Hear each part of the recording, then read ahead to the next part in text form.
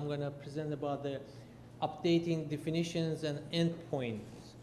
So I'm going to talk for two different, like a non-muscle invasive bladder cancer and muscle invasive, risk stratification, definition of the response to BCG, trial designs for a non-muscle invasive, and refining new adjuvant trials for a muscle invasive and the future trial in this field.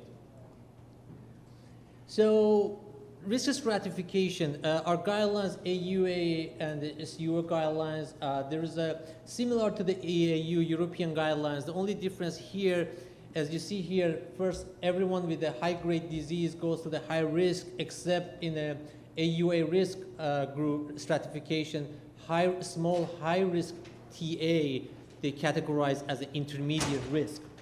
But European puts all of them on a high-risk group. So what's the benefit? Each of this has a different risk of the progression and the risk of recurrence.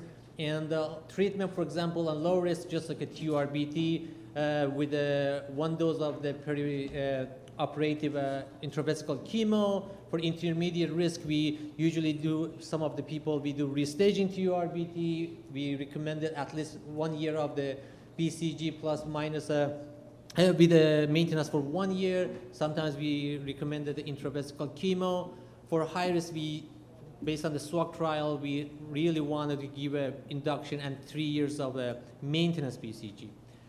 So here we see that there's a very nice presentation at AUA of this year from MD Anderson group that compared these two guidelines and to see people with the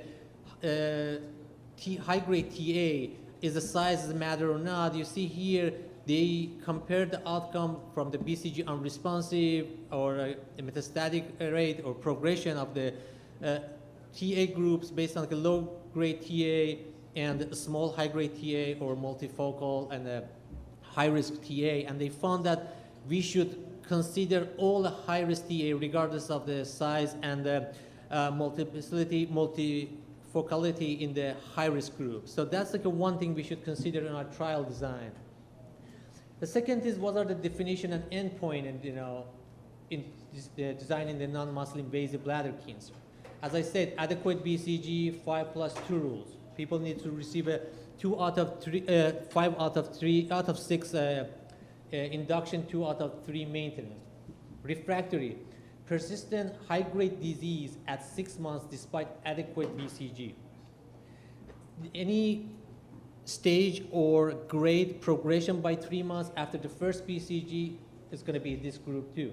Relapsing. Relapsing means the patient going to first have some free of stage disease, then develop the recurrence. Could be an early relapse or late relapse. Intolerant. Tolerant means disease persistent as a result of inability to receive adequate BCG because of toxicity.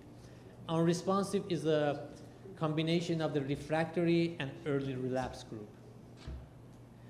Trial design. So based on the recommendations, if you want to do a study design for a BCG naive, non-muscle invasive, we prefer randomized superiority trial. If you cannot do, we should go to the randomized non-inferiority trial. Control arm should be a full dose BCG induction plus maintenance at least for 1 year. Intravesical, or we can use intravesical chemo for 6 to 12 months for people that are not eligible for BCG. And when you want to do what's the clinical meaningful outcome for this group, absolute difference of 10% in percent of patients with the recurrence at 2 years.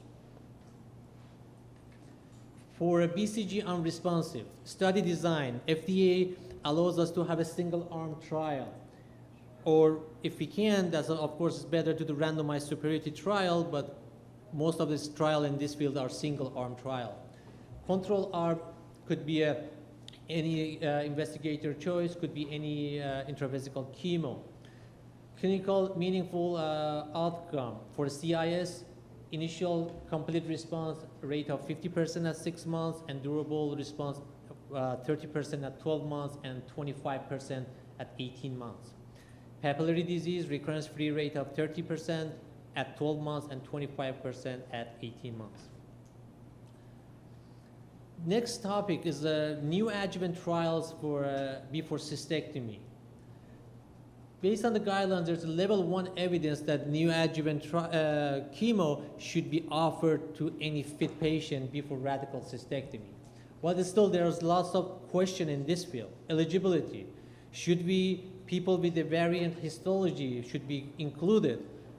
The answer is that maybe yes. Maybe people with the predominantly urothelial histology, we should include it. But someone with the mixed neuroendocrine or small cell, no. They should be a different category. Staging, what we should do for staging, is a CT or MRI is enough. So MRI is good for a local staging. CT is cheaper, but the PET CT that we are using more and more is better for nodal staging. But the thing is that if you use for staging any of this modality, we should continue to follow the response to the treatment. And the treatment, the control arm is just easy, just going to cystectomy. But the question is still there. What's the best combination? MVAC, or how many cycles? 3 cycles, 4 cycles, 6 cycles, or GemCis? How many cycles of that? Still, we don't know what's the best combination there. Endpoint. So, what is the most appropriate endpoint for this new adjuvant trials? So, of course, if we have an event-free survival or overall survival is the outcome, but most studies using a pathologic complete response. So, it's easier to get that, that capture, but there is not validated in individual level or trial level that show that the pathologic complete response correlates with a better event-free survival or level of that in overall survival. Of course, people have a complete response after neoadjuvant has a better outcome, but we don't know, that's not validated that correlates 100% of the times with the better cancer-specific outcomes. So the other area that I want to talk about, the future of the trial design. So we are going to the metastatic cancers. We have a limited number of the patient, so many drugs coming up. So we have to be worried, we have to design smarter. So we have to go towards adaptive trial design. So there are multiple different of that. Some of them are sample size re-estimation. That means that they schedule already, they already pre-plan in interim analysis. They're gonna evaluate and they change the sample size based on the interim analysis. Adaptive enrichment. So then first after in the interim analysis, they see which patients has a better response or which patient has no response, and they focus on the patients has a better response and then enrich that population. Seamless design. Seamless design is multi-phase trial that help let you go from phase 1 to phase 2, a multiple phase of trial without applying for a different trial. It's a part of the same trial. Multi-arm, multi-stage trials that I'm going to talk more in details, umbrella or basket trials. Biomarker-based adaptive study. So multi-arm, multi-stage trials. So the traditional trials, we had each treatment arm and control arm for each of them. But for this multi-stage, multi-arm trial, we have one control for multiple treatment. They have benefits, and of course, they have some limitation. The benefit, study more treatment over the shorter period of the time. More likely to have one of these treatment has a better, find positive results. Lower cost comparing to have a control for each arm. And we are more flexible to discontinue less effective arms based on that pre-planned analysis. And also because their trials are more complex, we need a trial designer and a statistician before designing, and it's a better design. Limitation, they need a multiple interim analysis. They could have a potential increase type 1 error because we are doing multiple evaluation. Require more planning and of course conventional RCTs, and needs more infrastructure to do that. So one of this type of is umbrella trial. Umbrella trial is evaluated single disease and put the single disease on a different category, subgroups based on the actionable targets or actionable mutation they have. So they include the patient and then they do multiple biomarkers or mutation and they find like, different biomarkers and they treat it with a different treatment and to see which one has a better. The other trial is a basket trial. Basket trial is the opposite of that. So they could involve multiple disease, different histologies, but they have the common pathway problem or mutation. So they treat this all different histology or different disease with the common mutation with the drug and to see which one has a better response. So next item is like a biomarker adaptive trial. They are very interesting, at the same time could be, you design a big trial with a negative result. This is the BISCAY trial that people with the advanced bladder cancer that do molecular testing, and then based on the molecular testing, if they have some mutation, they randomize based on the mutation. If no mutation, this is the backbone of this study is a durvalumab.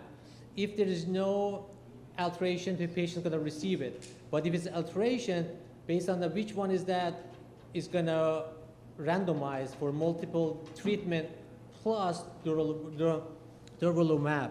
So this is a very interesting trial, but because this trial, first of all, it needs like a very large sample size to be significant. This result of this trial came back negative so far. But it's going to still give us like lots of information, but despite all this, effort, is going to be a negative trial.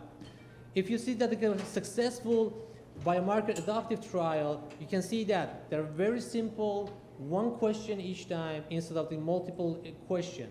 For example, here, same thing, just like an invasive urothelial carcinoma, looks for a FGFR3 mutation and randomized based on that. Or here, same thing based on the circulating DNA and the positive negative they treated post cystectomy.